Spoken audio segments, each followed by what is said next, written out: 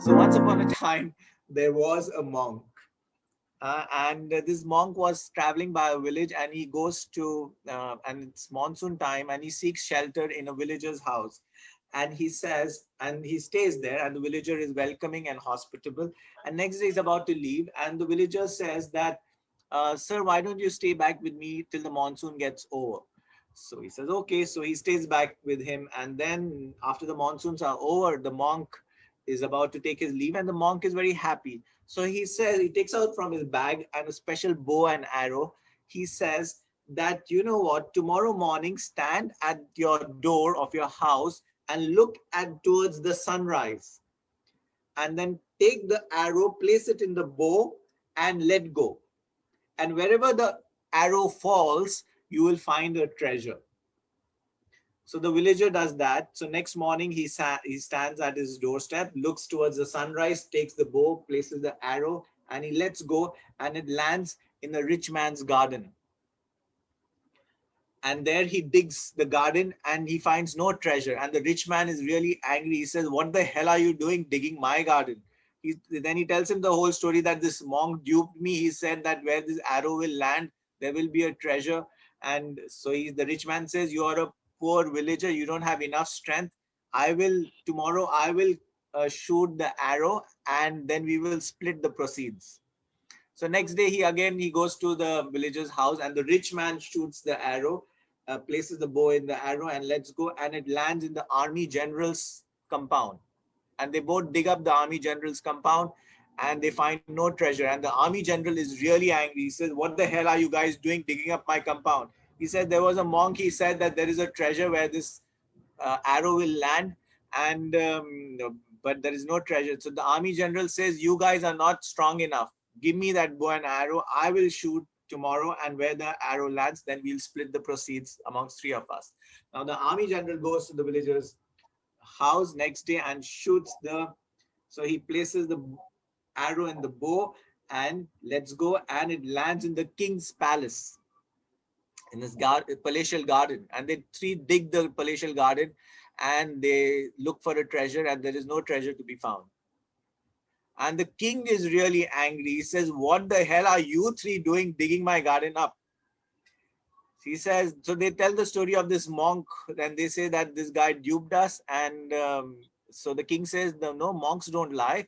Let me shoot the arrow, and whatever treasure is found, I will distribute it amongst all my citizens. So the king next day shoots the arrow, which is, he places the arrow in the bow and lets go, and it lands in the forest. They dig, no treasure to be found. And now the king is really, really upset.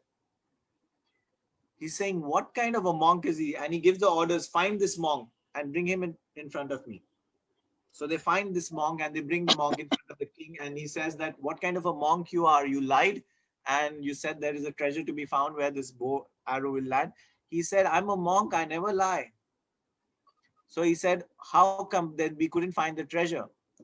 So then next day the monk goes, says, I will do what I said, and you will find the treasure. So next day the monk goes, and along with the king and the army general and the rich man and the villager, to the house of the villager, and he places the arrow in the bow and lets go. And the arrow falls at his feet, and they dig, and a big treasure is found there. So what's the moral of the story? Where is the treasure? It is here and now. This is where the treasure is. So this is the first principle I want to tell you about happiness. The more you are able to be with what is happening right now, you will find a big treasure inside you, which is your own awareness, which is your own consciousness. I'm getting into a little metaphysical zone, a spiritual zone, but we are like these, we have an ocean in front in us, and we are looking thirsty, looking for drops of water somewhere else. But in order to find the treasure, this projecting mind of you constantly, which is projecting in the future, looking into the past, you need to train and discipline this mind. So nothing will come easily, which means you need to discipline, discipline, discipline. That's the second. The first principle is the treasure is now. The second is to find the treasure, you need to put in hard work and self-discipline to train the mind. And the third principle is that we often think pleasure is happiness. What, give me some examples of things that give you pleasure. Make is that pleasure is not happiness, really speaking.